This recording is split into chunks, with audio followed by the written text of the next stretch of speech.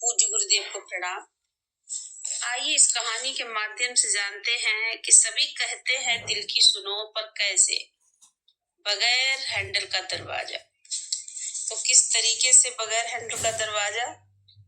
आइए कहानी के माध्यम से जानते हैं। एक महान शिल्पकार लंबे अरसे से किसी उम्दा संगमरमर पत्थर की तलाश कर रहे थे। वह अपनी एक सुंदर संकल्पना को मूर्त स्वरूप देना चाहते थे।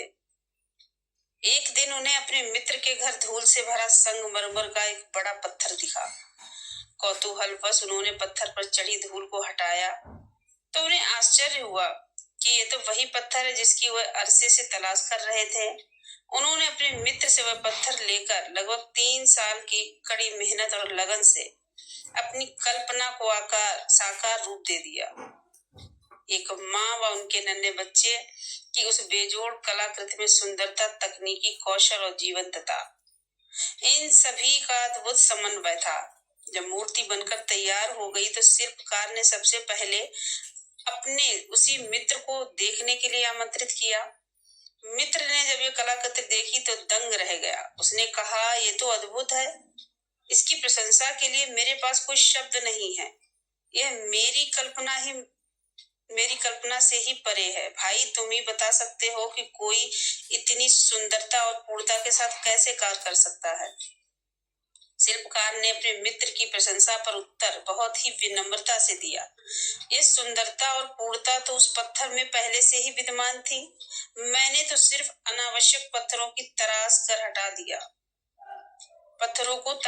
हटा दिया। प्यारे दोस्तों, हम सभी उस सृष्टि रचयिता की रचना है। सुंदरता और पूर्णता हम सबके भीतर पहले से ही विद्यमान है। बस जरूरत है भीतर जो भी है अनावश्यक है वह बाहर निकल जाए। पर कैसे? महान चित्रकार होलमन हंट की एक प्रसिद्ध कलाकृति है जिसमें प्रभु ईसा मसीह एक सुंदर बगीचे में खड़े हैं। उनके एक हाथ में लालटेन है और दूसरे हाथ से दरवाजे को दस्तक दे रहे हैं। उनके मित्र ने जब ये कलाकृति देखी तो उसने होलमैन से कहा कि दोस्त, कलाकृति तो तुमने बहुत बेहद खूबसूरत बनाई है, पर मुझे लगता है कि इसे बनाने में तुमसे चूक हो गई है। तुमने तो दरवाजा बनाया, उसमें हैंडल नहीं है। कलाकार ने मुस्कुराकर उत्तर दिया, दोस्त, यह मानव हृदय का दरवाजा है जो अंदर से ही खुलता है। दोस्त, कोई हमें भी तराशे, उसके लिए भीतर से दिल का दरवाजा खोलना होगा। दिव्यता दरवाजे पर दस्तक दे रही है, पर दरवाजा तो भीतर से ही खुलेगा। हृदय की आवाज को ध्यान से सुने और ईमानदारी से उसका अनुसरण करें। इसे अपना आंतरिक गुरु बना लें। हमारी राह के हर कदम पर, हमारे जीवन के हर स्तर पर यह हमारा मार्गदर्शन करेगा। यही हार्टफुलनेस है। दाजी, धन्यवाद।